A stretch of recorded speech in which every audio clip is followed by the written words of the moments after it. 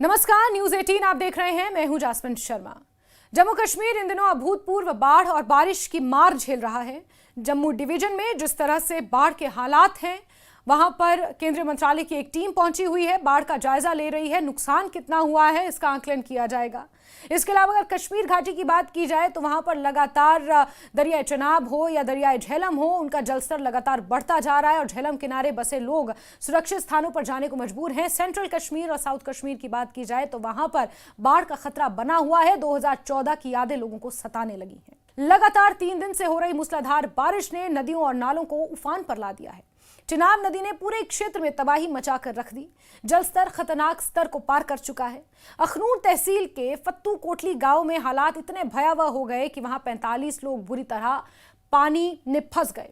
ग्रामीण महिलाएं और बच्चे चारों तरफ से बाढ़ के पानी से घिरे हुए थे और उनके घर डूबने की कगार पर पहुंच गए थे। पुलिस और स्थानीय प्रशासन मौके पर पहुंचा, लेकिन तेज बहाव और लगातार हो रही बारिश की वजह से फंसे हुए लोगों तक पहुंचना असंभव हो गया। काफी देर तक कोई हल नहीं निकला तो प्रशासन ने बीएसएफ से मदद मांगी। बीएसएफ ने बिना देर किए अपना हेलीकॉप्टर भेजा और खराब मौसम के बावजूद पायलटों के अदम्य साहस ने लगातार 3 उड़ानें भरकर सभी 45 लोगों को सुरक्षित स्थानों पर पहुंचा दिया। बाद में यह संख्या बढ़कर फत्तू कोटली पंचायत क्षेत्र में फंसे 47 लोगों तक जा पहुंची, जिन्हें दिन भर चले अभियान में सुरक्षित निकाला गया। वीडियो और तस्वीरों में साफ देखा जा सकता था कि किस तरह ग्रामीणों के घर और खेत पानी में डूब गए थे और हेलीकॉप्टर गांव के ऊपर मंडराते हुए दिखाई दिए। जब लोग उसमें सवार हो रहे थे तो उनके चेहरों पर डर साफ झलक रहा था, लेकिन सुरक्षित जमीन पर पहुंचते ही उनकी आंखों से राहत और कृतज्ञता के आंसू छलक उठे। ग्रामीणों का यह कहना था कि यह उनके लिए जीवन दान जैसा था। बारिश और बाढ़ ने केवल अखनूर ही नहीं बल्कि जम्मू और कश्मीर दोनों हिस्सों को पूरी तरह अव्यवस्थित कर दिया है। जम्मू श्रीनगर हाईवे का बड़ा हिस्सा बह गया है।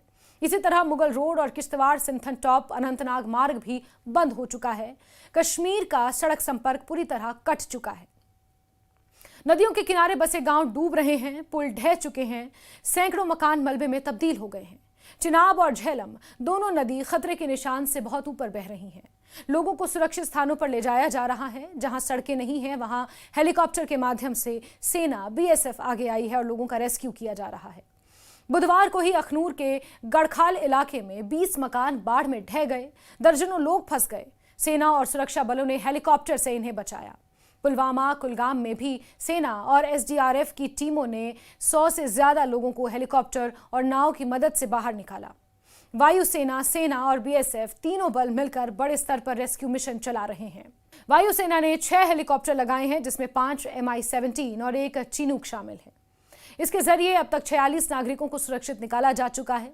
वहीं सांबा जिले में सेना ने एक गर्भवती महिला को समय रहते एयरलिफ्ट कर अस्पताल पहुंचाया और उसकी जान भी बचाई। जम्मू संभाग के सभी 10 जिलों के साथ कश्मीर के दक्षिणी हिस्सों में अलर्ट जारी कर दिया गया है और लोग सुरक्षित ठिकानों पर पहुंचाए जा रहे हैं। लेकिन इस प्राकृतिक आपदा का दर्द केवल फंसे हुए लोगों तक सीमित नहीं रहा। राजौरी जिले के सुंदरबनी इलाके में एक मकान ढहने से मां और बेटी की दर्दनाक मौत हो गई। जम्मू के नगरोटा क्षेत्र में एक बच्चे की बाढ़ के पानी में बहने से जान चली गई। बंद तालाब इलाके में नाले में एक वाहन बह गया और चालक की मौत हो गई। जम्मू के कालीजनी इलाके में एक मकान गिरा। हालांकि प्रशासन की टीम ने घर के रोशनदान के जरिए 3 लोगों को सुरक्षित बाहर निकाला। इन घटनाओं से साफ पता चलता है कि ओलावृष्टि, भारी बारिश और बाढ़ का मिला जुला असर पूरे प्रदेश को विनाशकारी स्थिति में धकेल रहा है। माता वैष्णो देवी यात्रा पर भी इसका सीधा असर पड़ा है। कटरा के डावा इलाके में माता वैष्णो देवी के भवन के पास भूस्खलन हुआ। वहां बने टीन शेड, कुछ पुजारियों के घर और देवस्थल क्षतिग्रस्त हो गए। यात्रा पिछले 9 दिनों से बंद पड़ी है। श्रद्धालु परेशान हैं। जम्मू से माता श्री वैष्णो देवी कटरा सेक्शन पर रेल यातायात भी बाधित कर दिया गया है, क्योंकि ट्रेन ट्रैक पर मलबा भर गया है। इस बीच प्रशासन और राहत एजेंसियां लगातार जुटी हुई हैं। जम्मू के गढ़खल पंचायत क्षेत्र की फत्तू कोटली में तो दिन की शुरुआत से लेकर देर रात तक रेस्क्यू अभियान चला। हेलीकॉप्टर रुक रुक कर उड़ान भरते रहे। लोग उनमें बैठ बैठ कर सुरक्षित स्थानों पर पहुंचते रहे। इस दौरान डीजीपी जम्मू कश्मीर पुलिस नलिन प्रभात, बीएसएफ के डीआईजी वरिंदर दत्त और जम्मू कश्मीर पुलिस के डीआईजी शिव कुमार शर्मा ने मौके पर पहुंचकर हालातों का जायजा भी लिया। देर शाम तक जल शक्ति मंत्री जावेद राणा और स्थानीय विधायक मोहन लाल भी स्थिति की निगरानी के लिए पहुंचे और राहत अभियान का हिस्सा बने। प्रशासन का कहना है कि चिनाब और झेलम दोनों का जलस्तर अब भी बढ़ा हुआ है। चिनाब अखनूर में 43 से 44 फीट तक पहुंच गई है, जबकि वहां खतरे का निशान 35 फीट माना जाता है। इसका मतलब है कि खतरा अभी टला नहीं है, हालात और बिगड़ सकते हैं, इसलिए लोगों को अलर्ट रहना होगा। दूसरी ओर स्थानीय लोग ये भी कह रहे हैं कि अगर सेना, बीएसएफ और वायुसेना समय पर मदद न करती तो वो अपनी जान नहीं बचा पाते। कुल मिलाकर जम्मू कश्मीर इन दिनों भारी तबाही से गुजर रहा है। जगह जगह सड़कों का धंसना, पुलों का टूटना, मकानों का गिरना इस बात का प्रमाण है कि प्राकृतिक आपदा सामने धरातली ढांचे की कमजोरियों को खोल कर रख देती है। फिलहाल प्रशासन लगातार कोशिश में है कि ज्यादा से ज्यादा लोगों को बचाया जाए। स्कूल कॉलेज बंद कर दिए गए हैं ताकि बच्चों की सुरक्षा सुनिश्चित हो सके। प्रभावित परिवार टेंटों और राहत शिविरों में शरण ले रहे हैं, लेकिन असली सवाल यही है कि कब तक ये त्रासदी जारी रहेगी और क्या प्रदेश वैसी ही तबाही देख रहा है जैसी वर्ष 2014 की बाढ़ के समय हुई थी।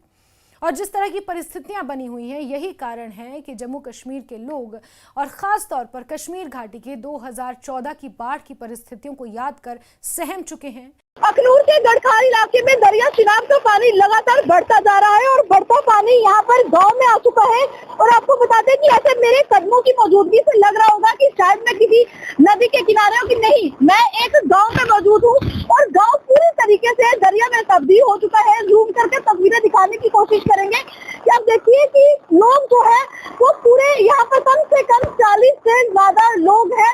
अलग अलग 10 घरों में लोग यहाँ पर फंस चुके हैं और ये कहा जा रहा है कि कुछ लोगों ने तो उस समय अपनी जान बचाई थी, लेकिन कुछ लोग इन्हीं घरों में फंस चुके हैं। आप दिखाने की कोशिश करें कि वो जो सामने घर दिखाई दे रहे हैं, उन घरों में 40 की जिंदगियां जो है वो बचने की इंतजार में बैठी हुई है।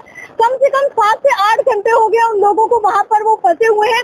एसडीआरएफ की टीम वहाँ पर पहुंची थी, पुलिस प्रशासन वहाँ पर पहुंचा था, लेकिन सारे नाकामयाब हुए और मौसम भी लगातार अपना मिजाज बदल रहा है। 92 से ज्यादा यहाँ पर इस गांव में घर थे, जो 65 से ज्यादा जो है अभी तक बह चुके हैं।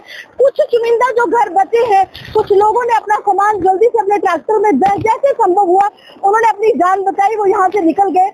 जम्मू डिवीजन में भारी भरकम तबाही हुई है और लोग अब मुआवजे की आस में हैं।